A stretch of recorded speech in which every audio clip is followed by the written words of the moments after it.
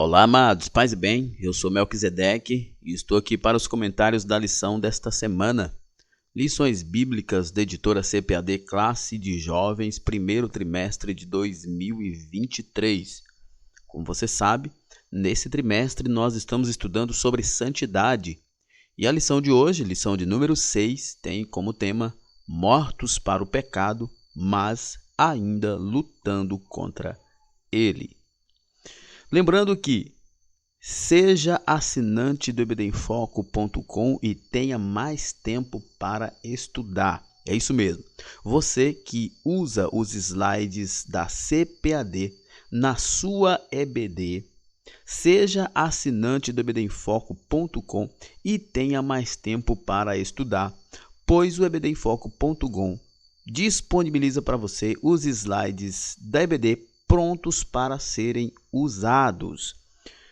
O conteúdo da assinatura é os slides de adultos e os slides de jovens, além de bônus, slides de escatologia, sermões em PDF, curso básico de teologia e cursos diversos, incluindo cursos de capacitação para professores. Acesse o site www.ebdenfoco.com ou fale conosco pelo nosso WhatsApp. Nosso WhatsApp é 94DDD 984092869. Repetindo, 94DDD 984092864. Muito bem, então vamos para o nosso comentário. O texto principal da nossa lição se encontra em Romanos capítulo 6 e verso 4, e diz assim: de sorte que fomos sepultados com ele pelo batismo na morte, para que, como Cristo ressuscitou dos mortos pela glória do Pai, assim andemos nós também em novidade de vida. Nós temos esse texto, que é um texto de Romanos, né?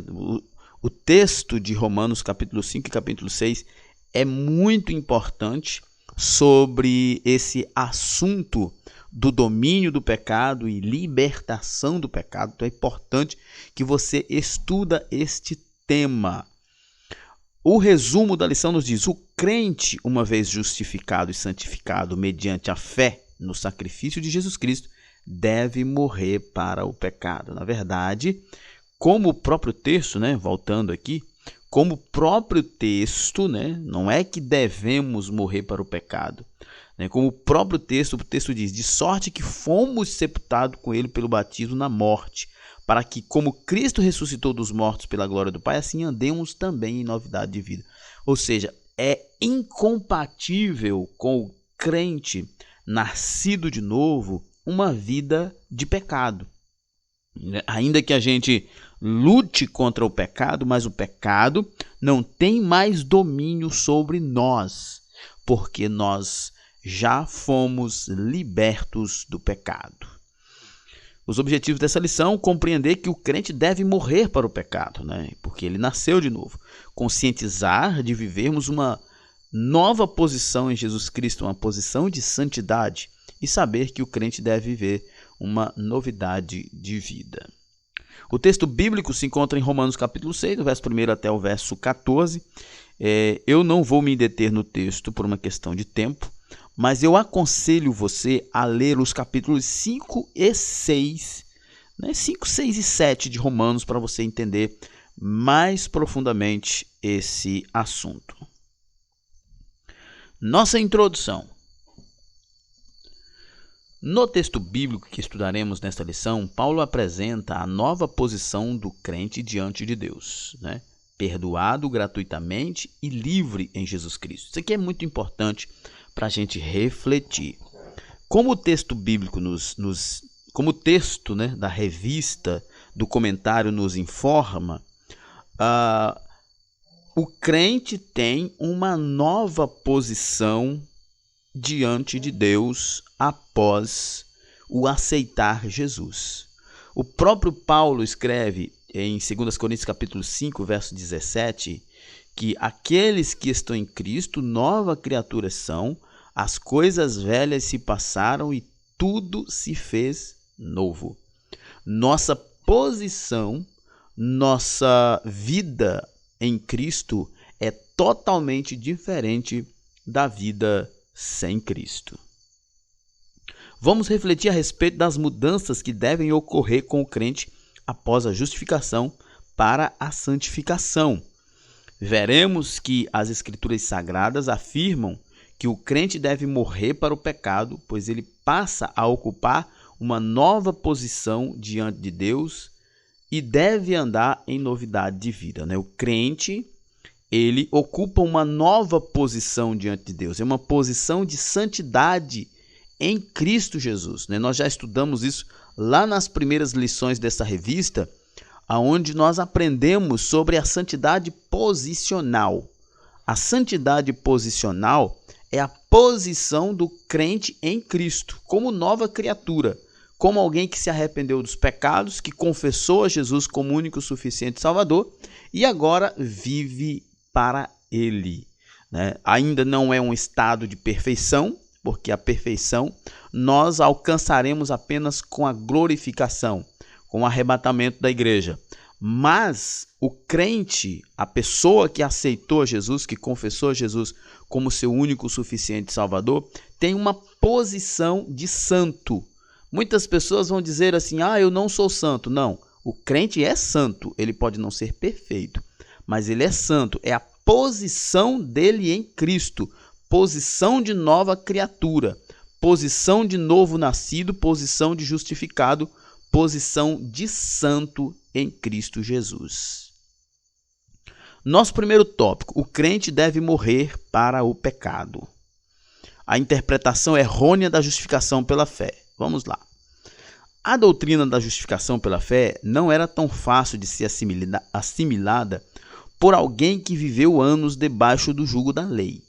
Imagine um judeu que viveu a vida toda sendo ensinado que a justificação era pela observância da lei e pelas obras. Coloque-se no lugar dele, né? Os judeus, alguns, tinham essa concepção de que toda a vontade de Deus era conquistada ou realizada, obtida a partir do cumprimento dos preceitos da lei. Mas nós sabemos que a justificação é uma imputação de justiça, né? Não é uma conquista de justiça, é uma imputação. Cristo adquiriu justiça por ser obediente e ele imputou a nós a sua justiça. Nós não alcançamos justiça em nós mesmos, mas a cultura judaica e a religião judaica acabou direcionando as pessoas a esta perspectiva da conquista, da observância dos preceitos da lei como uma garantia do agradar a Deus. De repente aparece outro judeu que há pouco tempo havia se convertido para uma nova religião, anunciando que Deus enviou o seu filho em forma de ser humano para morrer na cruz, oferecendo perdão gratuito a todas as pessoas que o reconheçam como Deus. Considere então ele aceitando essa pregação do evangelho, né? Seria um transtorno para quem estava à sua volta, né? Como eu acabei de falar, estava no ideário judaico da conquista, né? Estava no ideário judaico do agradar a Deus pelas obras, né? Agradar a Deus, ter o favor de Deus pelo guardar dos mandamentos, pela obediência aos mandamentos.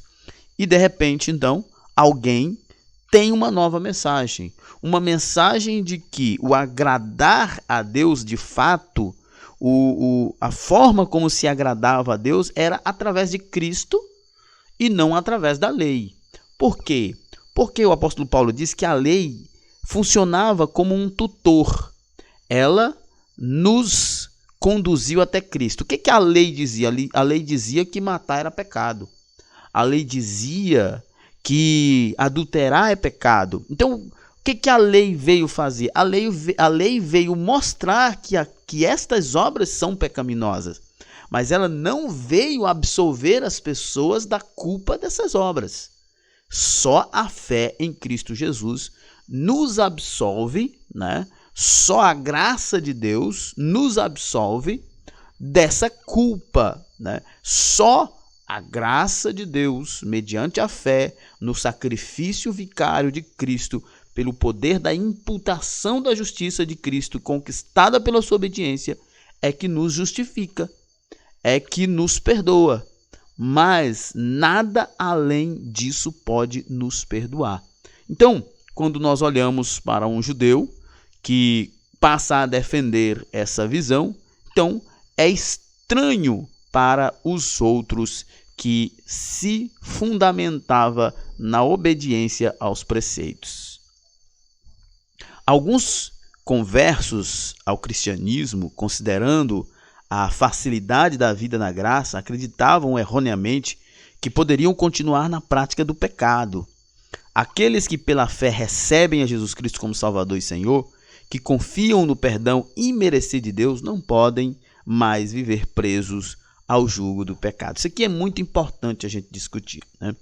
Quantas pessoas já realmente falou, né? Quantas pessoas já realmente argumentou que, se não é pelas obras, então eu posso fazer o que eu quiser. Eu posso ter a vida que eu quiser. E o argumento que Paulo traz aqui, lá no capítulo 5 ainda de Romanos, quando ele diz, onde abundou o pecado, superabundou a graça.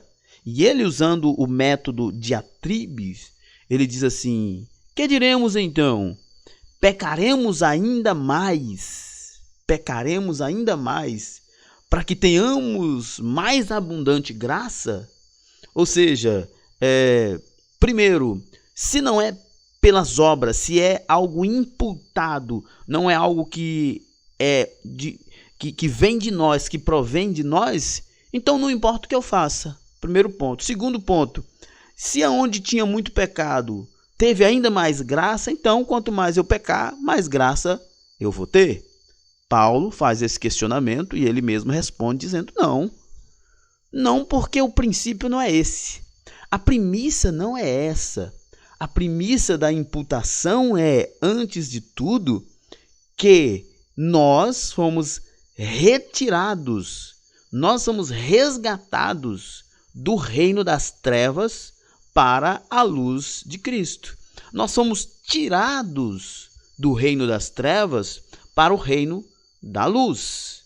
É importante que a gente entenda isso, que o pecado na vida do cristão não pode ser uma regra, não por uma questão de obediência meramente, mas por uma questão de posição, porque nós já morremos para o pecado e ressuscitamos para Cristo. O pecado não tem mais domínio sobre nós e nós não temos mais prazer no pecado. Nosso prazer é em Cristo. Olha só, aqueles que pela fé recebem Jesus Cristo como Salvador e Senhor, que confiam no perdão imerecido de Deus, não podem mais viver presos ao jugo do pecado. Por quê?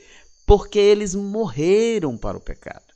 Isso aqui é muito importante. As pessoas que pensavam que a graça era barata, né? Era uma graça barata, uma fé leviana, eles se equivocaram. Porque a verdade da graça é dizer assim, o cristão verdadeiro, ele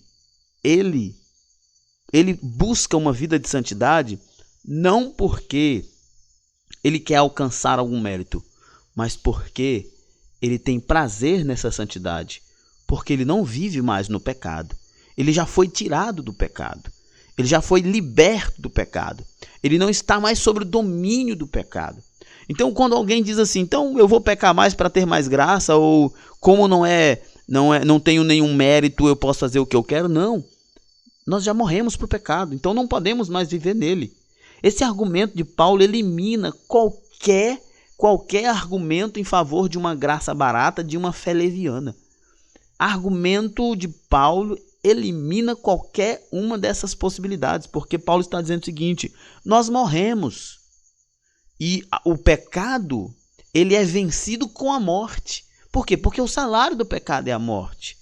Porque Deus disse para Adão e Eva, se vocês pecarem, vocês morrem. Então, se vocês morrerem, vocês estão livres do pecado. Se nós já morremos com Cristo e ressuscitamos com Ele, então nós estamos livres do pecado e estamos vivendo para a glória de Deus. Advertência contra o abuso da graça. Eu creio que já até falamos sobre isso, né? O comportamento libertino é a preocupação do apóstolo Paulo. Ele diz, que diremos, pois? Permaneceremos no pecado para que seja a graça abundante? E ele mesmo responde, de modo nenhum. Né? Esse problema não é exclusivo da sua época, pois ainda hoje alguns cristãos interpretam equivocadamente a ação da graça de Cristo. Estes afirmam que, uma vez justificados pela fé, estarão salvos para sempre. Olha, uma vez justificados pela fé, estamos salvos? Sim, eu acredito que estamos salvos, sim. Salvos do pecado, salvos da condenação eterna, salvos do domínio do pecado, mas uma vez justificados pela fé, não estamos livres para pecar. Nós agora estamos cativos da graça para a justiça. Para eles, a vida que a pessoa leva não interferirá mais em sua salvação, pois Deus não retiraria o dom da salvação já dada ao crente. O fato de ser justificado gratuitamente não nos dá o direito de abusar da graça de Cristo. Gálatas 5, verso 1 e também o verso 13. Para a liberdade foi que Cristo nos libertou. Permanecei, pois, firmes e não vos submeteis de novo a jugo de escravidão, porque vós, irmãos, foste chamado à liberdade, porém não useis da liberdade para dar ocasião à carne. Sede antes servo uns dos outros pelo amor. Olha só, eu compreendo essa questão de uma forma que eu acredito que é mais próxima do que Paulo estava falando, né? Quando o comentarista diz aqui, ó, as pessoas pensam que a vida que levará não interferirá mais em sua salvação, pois Deus não retiraria o dom da salvação já dado ao crente.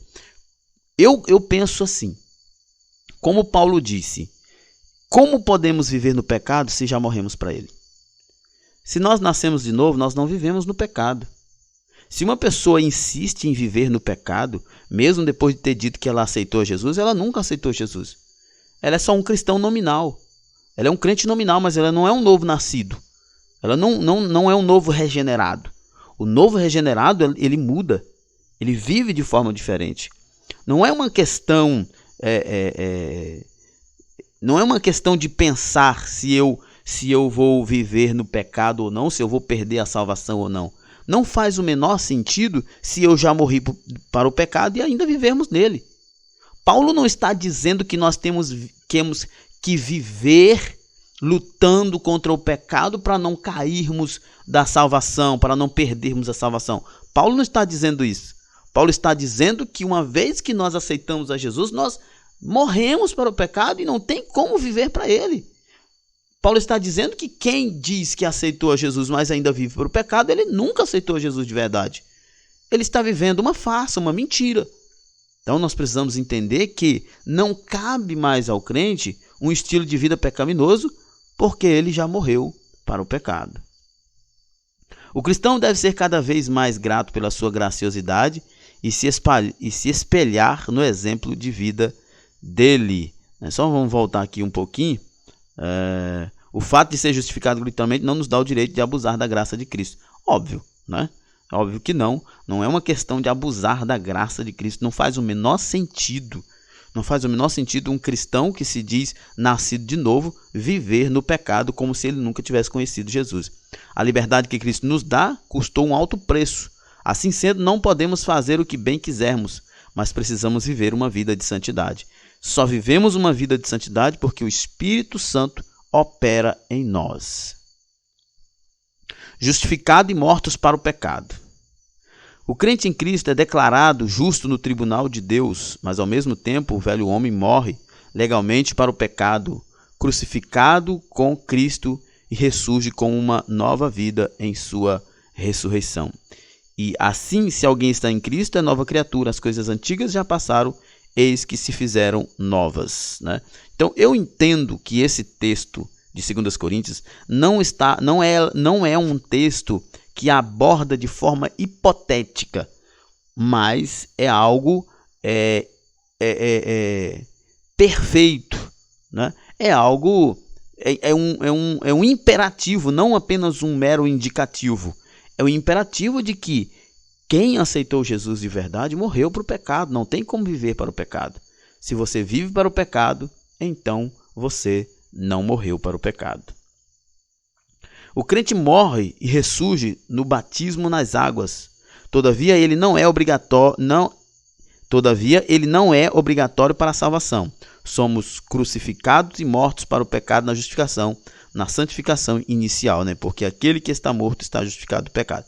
Sim, a gente sabe que o batismo é um memorial, o batismo é um rito de iniciação, ele não é um meio de salvação, ele é um rito de iniciação. O batismo nas águas é um ato público para atender uma ordenança que formaliza simbolicamente o que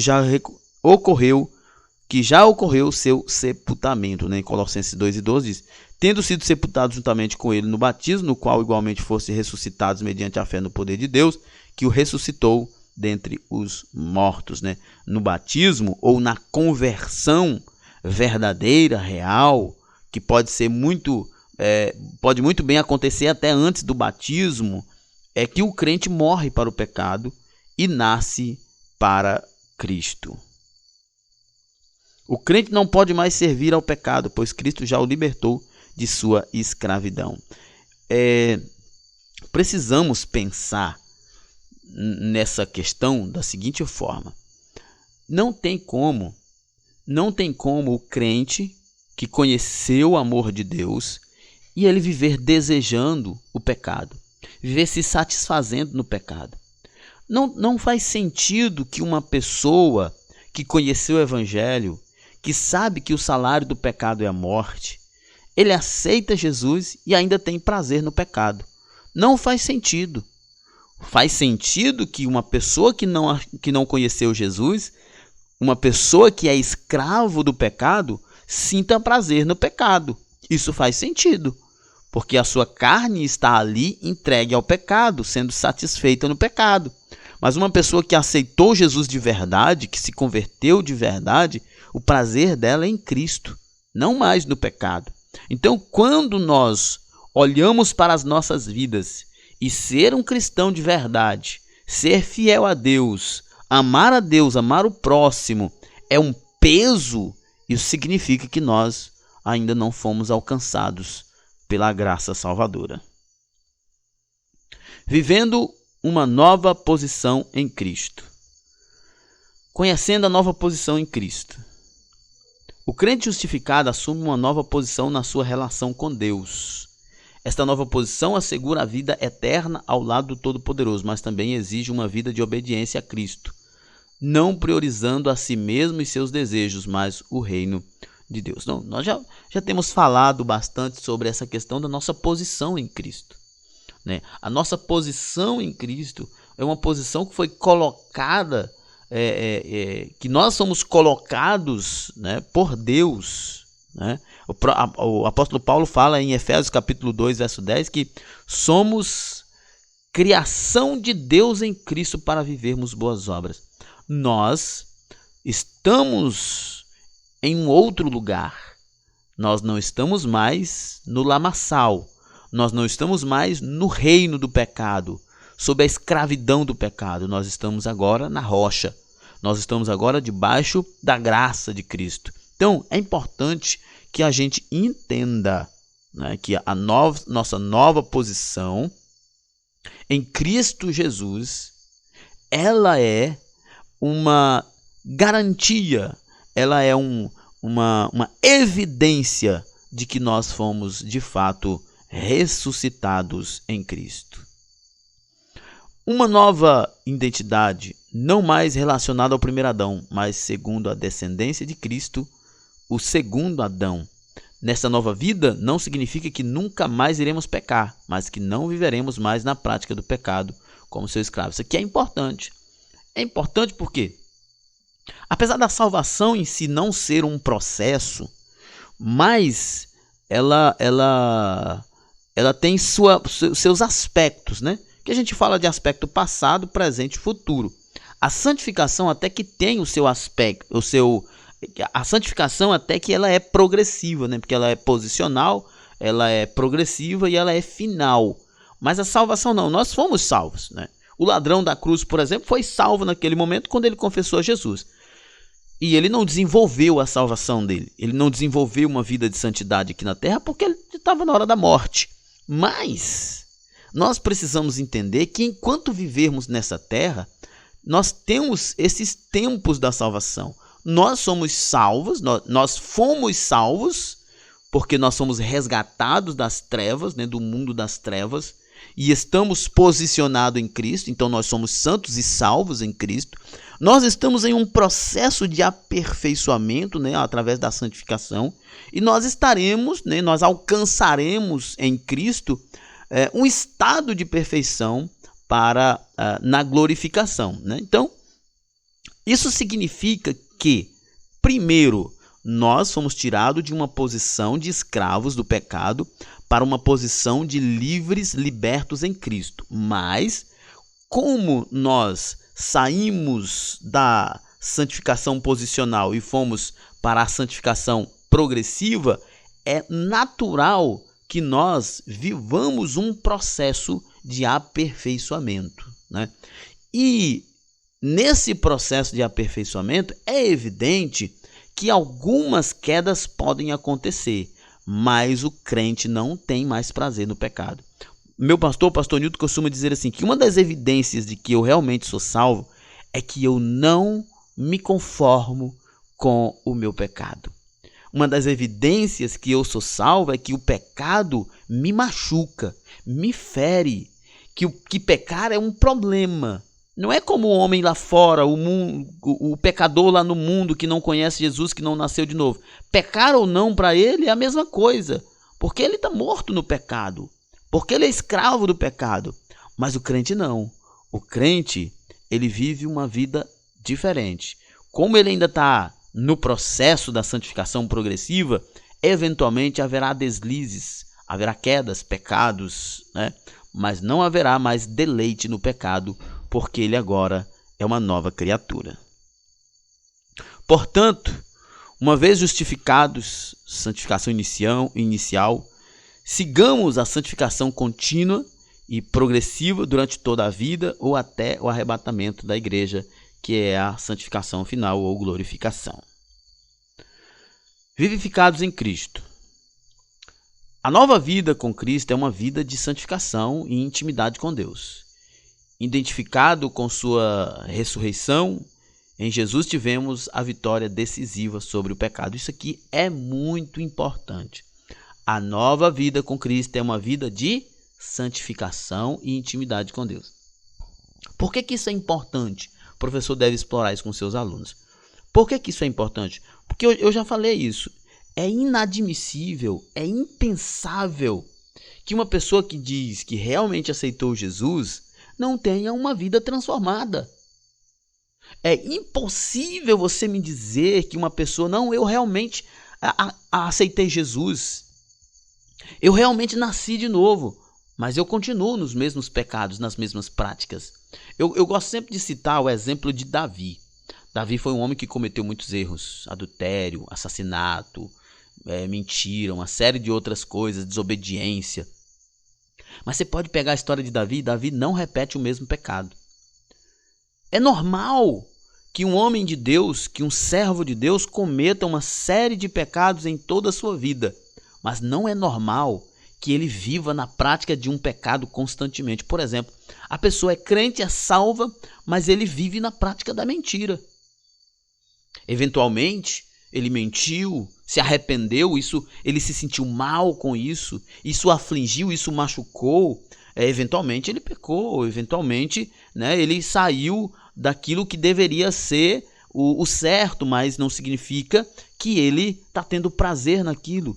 E isso significa, então, que ele é salvo. Mas uma pessoa que diz que aceitou Jesus, mas ele mente recorrentemente sem arrependimento. Ele é um prostituto, uma prostituta, um avarento, cobiçoso, enfim, toda sorte de pecado que a Bíblia nos apresenta. Essa pessoa tem uma vida com esses pecados recorrentemente e diz que é crente? Não. Ele pode pertencer a uma comunidade, ele pode ser um cristão nominal, pode ter confessado a Cristo apenas com a boca, mas não foi liberto pelo sangue de Jesus.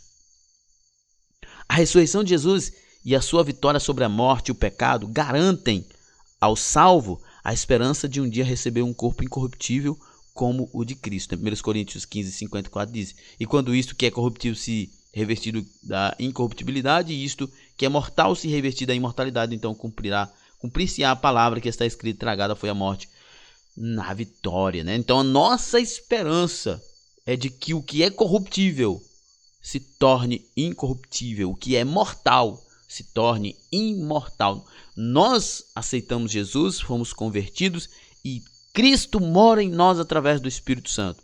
Mas no arrebatamento da igreja, não só nós seremos morada do Espírito Santo, como nós teremos um corpo como o de Cristo.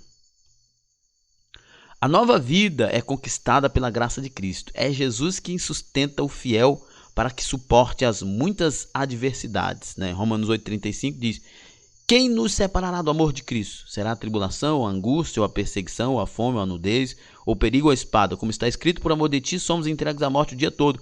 Fomos considerados como ovelhas para o matador, né? O texto de Romanos 8 é muito interessante, onde Paulo diz assim, ó: quem nos separará do amor de Cristo, né?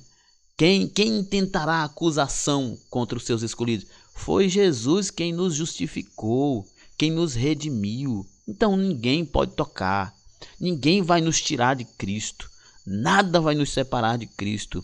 O pecado não vai nos separar de Cristo, por quê? Porque nós não viveremos no pecado. Não é uma questão de dizer: o pecado não nos separa de Cristo, posso pecar o tanto que eu quiser e não vou ser separado de Cristo. Não, se você peca o tanto que você quiser, indiscriminadamente, sem se arrepender, é porque você não está em Cristo. Porque quem está em Cristo é uma nova criatura, as coisas velhas se passaram e tudo se fez novo. Sigamos a mesma instrução que um dia foi dada a Timóteo: fortifica-te na graça que há em Cristo Jesus, né? Por isso que a gente vive vigilante, é por isso que a gente ora, lê a Bíblia, é por isso que a gente congrega, porque a igreja, a Bíblia diz, né, em Efésios, que o Senhor deu dons aos homens, e esses dons são para o aperfeiçoamento, são para o amadurecimento da igreja. Então é por isso que Deus nos capacita com dons, para que nós fortalecemos uns aos outros para termos uma vida que agrada a Deus. Embaixadores de Cristo na terra. Cristo cumpriu sua missão e retornou ao Pai, porém não nos retirou do mundo, né? João 17 ele fala isso: deixou-nos para anunciar o seu evangelho. Mortos e vivificados com Cristo, o crente deve viver guiado pelo Espírito Santo como embaixador de Cristo, né? Nós mortos para o pecado e vivos para Cristo. Isso é muito maravilhoso, muito maravilhoso. É por isso que eu me alegro, é por isso que eu sou feliz, porque eu sei que eu fui liberto do pecado. Eu não fui convidado por Deus, por Cristo, para uma antessala do céu, para ali ficar esperando o tempo da minha salvação. Não, eu fui chamado para estar em Cristo. Eu fui resgatado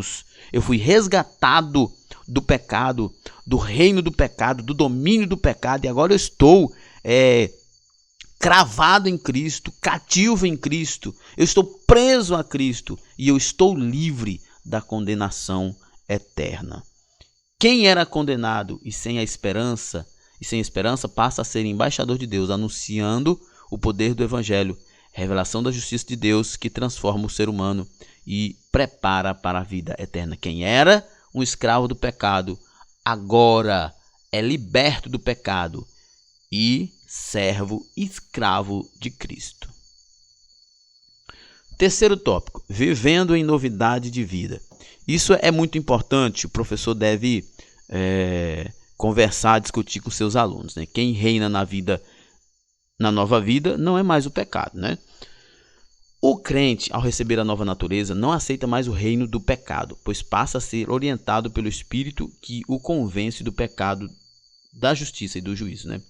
João 16, 8 a 11, né? Fala isso. Quando ele vier, convencerá o mundo do pecado, da justiça e do juízo, o Espírito Santo. Olha, isso aqui é muito importante, é muito sério. O que acontece, né?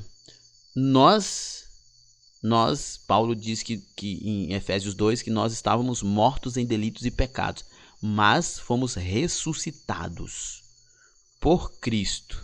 Recebemos uma nova vida em Cristo. E agora somos habitados pelo Espírito Santo. E é esse Espírito Santo que é santo, né? Que por definição, né? Os seus adjetivos, né? O seu adjetivo, a sua virtude, né?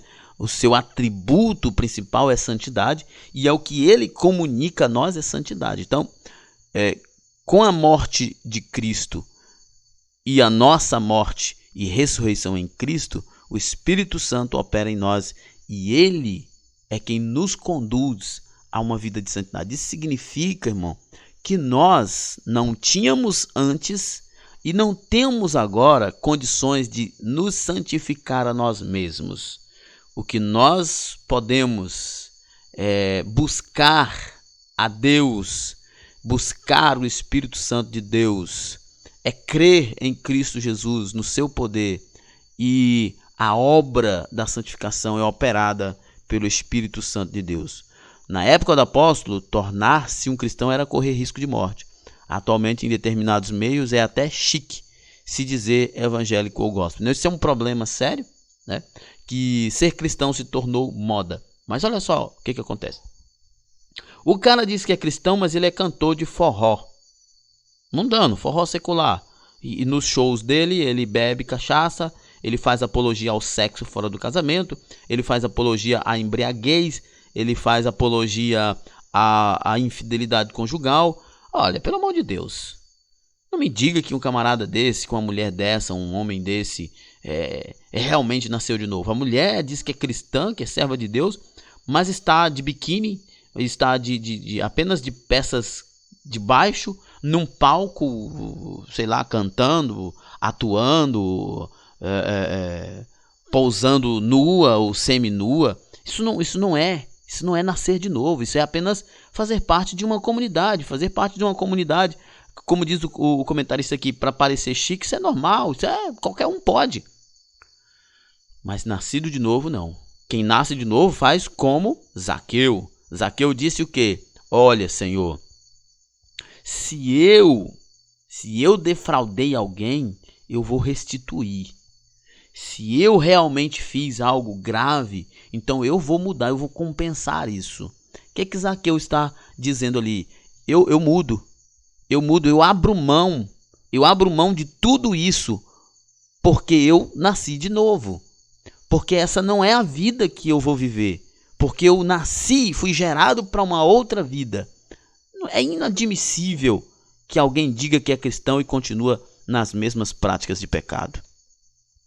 Algumas pessoas têm se infiltrado nas igrejas evangélicas se dizendo convertidas, mas com o propósito de obter lucro com os fiéis. Vivem de uma maneira na igreja, mas fora dela continua com a mesma vida pecaminosa de antes. Ixi. No entanto, a orientação bíblica é que o crente deve andar em novidade de vida, em santidade, embora ainda com o corpo de pecado e morte, né? O corpo pode ser falido e, por essa razão, ainda nos leve a pecar. Mas o nosso dono, o nosso Senhor, não é mais o pecado, é Cristo. Quem opera em nós não é mais o desejo da carne, é o desejo do Espírito Santo. É assim que o cristão deve viver, libertando os membros do corpo do domínio do pecado. A intimidade com Cristo leva a uma mudança de mentalidade. Queremos agradar a Deus e sabemos que o que lhe agrada é viver de modo digno, glorificando o seu nome. Os membros do nosso corpo atendem ao comando do nosso cérebro, mente, no sentido espiritual não é diferente, pois uma vez tendo a mente de Cristo, somos conduzidos por ele a tudo que é bom, honesto e que glorifique o seu santo nome. Tem um teólogo chamado Vincent Chang, que eu acho legal uma fala dele, que ele diz assim: na santificação tem o processo passivo e o processo ativo. O processo passivo, assim, quando a pessoa está lá no mundo, né, ela vive na bagaceira lá, na vida dissoluta de pecado. Então ele aceita Jesus. O primeiro processo é o processo passivo, que é o processo de esquecimento daquelas coisas. Esquecer. É obrigar os membros do corpo a esquecer, a mente a esquecer a imoralidade, a cobiça, os olhos a lascívia, enfim, o coração, os desejos pecaminosos, enfim. Né? O primeiro processo, que é o processo passivo, é o de esquecimento do pecado. E o processo ativo é de treinar os membros à obediência, à santificação. Isso é natural para o crente. O crente que realmente aceitou Jesus, para ele isso é natural, é o caminho a seguir, é a vida que agora vale a pena ser vivida. Mas a pessoa que diz que é crente, mas não abandona o pecado, não se dispõe a uma obediência, a uma vida de santidade que glorifica a Deus, então essa pessoa nunca conheceu Cristo. A pessoa que tem a mente de Cristo discerne as coisas espirituais e usa os membros do corpo a serviço da justiça divina, né? Isso é muito legal. O velho homem tinha uma mente insubmissa ao Espírito Santo e entrega ao domínio do pecado, mas o salvo submete sua mente ao controle do Espírito Santo e assim mantém a paz com Deus. Isso é importante. É importante que o velho homem era um escravo. O escravo, ele não tinha vontade. A vontade dele era a vontade da carne, a vontade do pecado. A vontade dele é de fazer a vontade do pecado, de se degradar, de viver longe de Deus. Mas o novo homem, a vontade dele é a vontade do Espírito Santo, a vontade de glorificar a Cristo, a vontade de adorar a Deus. Vivendo uma vida vitoriosa debaixo da graça de Cristo. A graça tem sido banalizada no meio evangélico. Há pessoas que dizem viver debaixo da graça, contudo, não glorificam a Jesus Cristo com suas palavras, ações e atitude. Este não vive como sal e luz do mundo. Esse não morreu para o pecado ainda, né? Eles podem fazer parte das comunidades, mas não morreu para o pecado. Gente, é importante que a gente leia o texto bíblico dessa lição. Tá claro, Paulo está dizendo assim, olha, que diremos, pois, pecaremos ainda mais para que a graça abunde? Ele diz, de modo nenhum, porque nós morremos para o pecado. Se já morremos para o pecado, como ainda vamos viver em pecado?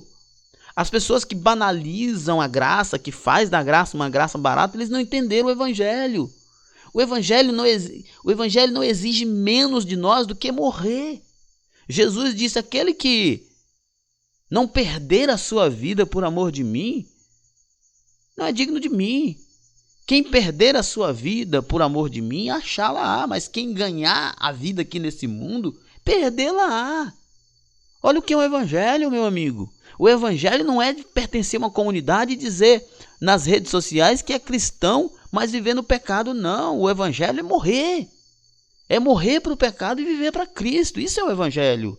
O Evangelho é dizer que o Evangelho é viver, como Paulo diz, mortos para o pecado e libertos para fazer a vontade de Deus. Nossa conclusão.